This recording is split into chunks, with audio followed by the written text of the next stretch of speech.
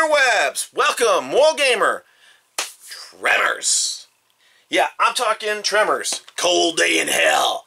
Cold Day in Hell. This is Tremors 6, starring Jamie Kennedy as Travis Welker, and of course Michael Gross, the infamous Burt Gummer. So I'm gonna be talking about this. This is gonna be a one shot. I'm not really doing editing or anything, so we'll see what happens, right? All right. But Tremors, Cold Day in Hell, it's the 6th movie. This series has had 6 movies, 1 TV series, and a canceled TV series that would have been the return of Kevin Bacon. At least according to the Tremors Facebook page. They're saying it was canceled. Last I read, so, whatever. Well, Tremors Cold Day in Hell starts out, I'm just going to call it Tremors 6 or T6, whatever. But T6 starts out with people in the Arctic. So you got some researchers there. What are they doing? We're looking for water in the Arctic. Seriously, water's the new oil or something. They're in the Arctic, and as it turns out, you've got 3 very classy characters. You've got your stereotypical Aussie, your stereotypical American, and your Swedish, Norwegian, generic Euro guy thing. Yes. 3 characters. What's going to happen? This is the beginning of a Tremors movie. We have to show you we mean business. And so what do? Kill them off! After these 3 are killed, the rest of their team calls, guess who? Burt Gummer. And Burt Gummer, it looks like he's the only person in perfection at this point. I mean, a city that had a few people, it looks like he's been all but abandoned at this time. So it is what it is. So Burt is dealing with issues of his own, including the loss of his land. And as it turns out, this would be a good time to make money, possibly save the ranch and stuff like that. Might as well. Join with his son Travis, who was introduced in Bloodlines. Ooh, was that a spoiler? Yeah. If you haven't seen Bloodlines, go see it. If you have, you know what I'm talking about. But Tremors 5 introduced Travis. So, hey. Jamie Kennedy returns, and they go off to the Arctic.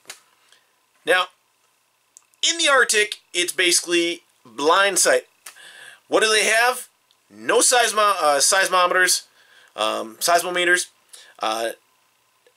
nothing. They can't track, they cannot at all track the graboids. No idea what's going on, how many of them are, where they are there, anything. So they're very much flying blind, very much unprepared. But as it turns out, they basically have to improvise because graboids, right? Now, they meet a pilot, and the pilot is, I'm very sad to say this. I don't remember her name. I don't remember any of the characters from this movie, actually. This is a major weak point of the movie, is that all the characters are forgettable. I have no clue who was in this movie. I just know that you've got this pilot chick, Maggie or something, I don't know her name. And she's just she's like the pilot from the 5th one. She's quite the character. She plays it well, and that's what you're thinking is, we gotta go and get ourselves some graboids and we got an airplane up there and stuff. I mean, just, you recognize the character. You kind of look forward to spending more time with this character, but very sparingly throughout the movie, which is like, okay, whatever. So, in addition to her, once they get to the base, you've got Val's daughter? Yeah, Val and Rhonda. Val and Rhonda LeBeck from the original Tremors movie hooked up, had themselves a kid. Their kid is now one of the researchers, and honestly, again, this is part of the issue. I've actually watched this movie 4 times. I've watched this movie 4 times before recording this, and I still can't remember who's who, except for the pilot, because they're all just generic characters. And that's the problem. That's the main thing. You don't introduce generic characters. You make sure each character is something that the person's going to remember. Otherwise, it's just like, why are we doing this? So, Val's daughter is there. I think her name's Valerie, actually. And then bunch of other scientists, including some guy who likes to fly airplanes, which they actually do make that pay off in the end, which is great. But as they're there, they basically realize, okay, yep, we've got signs of graboids. We got to figure out how we're going to get these suckers dealt with. And it's a bunch of typical graboid kills, is what it is. And one of the things that bothered me is they reused a few like scenes from previous Tremors and stuff like that. The most notable was at the beginning, and I'm not spoiling much here, but one of the first kills you get is someone who gets a jackhammer wrapped around their leg, and it's like, whoa, and they're like pulled off. You don't see their death, but that happened in the first Tremors movie. Are you trying to recreate the movie, or are you trying to give us a new movie? And I'm not saying you have to get creative with your kills, but what I'm saying is when you pay homage to them, and that's about all you have going, no, that doesn't work very well for me. So, they have to figure out how to deal with the graboids that are there. Another kill issue, by the way. Another kill issue, I will say. They have this one kill where this person is picked up by the graboid and dragged around. They do some stuff in slow motion, and they do stuff, and the kill goes on longer than it needs to. It goes on longer than it needs to. They spend a good 30 seconds on this kill, when realistically, what would have made it a better kill, okay? A better kill is you got the person who gets nabbed by the graboid. They get dragged a little bit and then under the ground quick. And have it 2-3 seconds tops. 2-3 seconds tops. Something that happens so quick that everyone else that's around doesn't really get to adjust to what's going on. They just get, whoa, where'd that come from? You know, that would have been so much better. You know, it's like, if you think of Jurassic World, when they had the pterodon carrying Sarah, who gets eaten by the mosasaur, it wasn't an epic kill or anything. I mean, the mosasaur, the size of that creature, just going and doing all that, well, that works in slow motion, because if that would have been, you know, 1-to-1 speed, then that basically would have just been a quick and the massive size of it would have been gone. But because at this point you don't see the graboids, you would expect that something would be quicker. Slow motion is like if you're actually showing the size of the graboid coming at someone. That's the only real good time to use slow motion.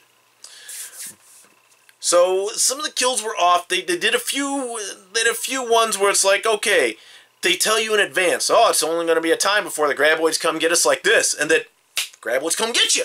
Same way they just predicted. So you're telegraphing a little bit too much to the audience. You're not keeping it fresh. It's a monster movie, but you're not doing it in a way that actually encourages us to like, you know, expect something and not get the payoff. One of the best payoffs in movies, is Jurassic Park, where you've got the guy saying, you know, raptors, you know, they whoosh, the two you didn't see there because they attack from the side and they distract you and stuff. And then when Muldoon gets taken, the movie's old, so I don't expect anyone knows, but when Muldoon gets taken down by the one that comes in from the side, that's a good payoff. This is just like, hey, in the next scene, we're going to get attacked by it this way. Boom! We're attacked by it that way. No real payoff or anything. The way they kill the graboids, a couple of them are inventive. Oh, one payoff that did work. They have a guy who basically loves to fly model airplanes and stuff like that. A Indian guy, you know, like from India.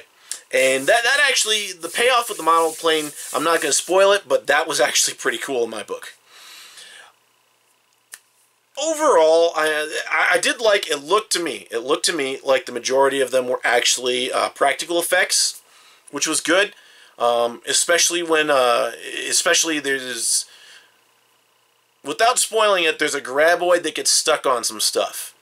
And the practical effect they used actually allowed you to see a graboid a little up close, more so than actually just having it CGI and stuff. And that was cool. But ultimately for me, this movie,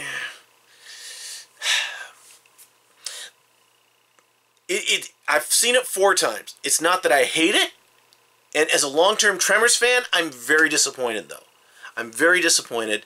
I expected this one to be a little more. I expected this one to be a little more different.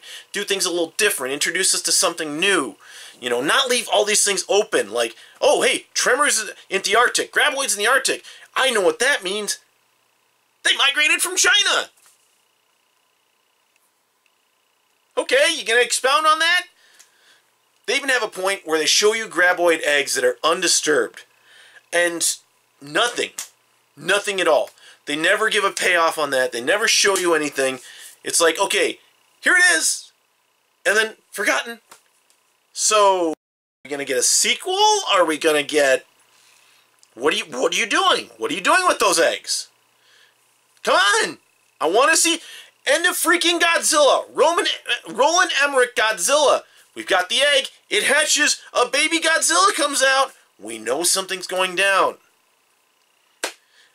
They could have done so much better with the setups, with the kills, with the characters. I mean, this one really just fell by the wayside. I don't remember all the characters from Bloodlines, which is the 5th one. But what I do know is that you had that African chick who kills the one with the bow and arrow, and even she had more personality.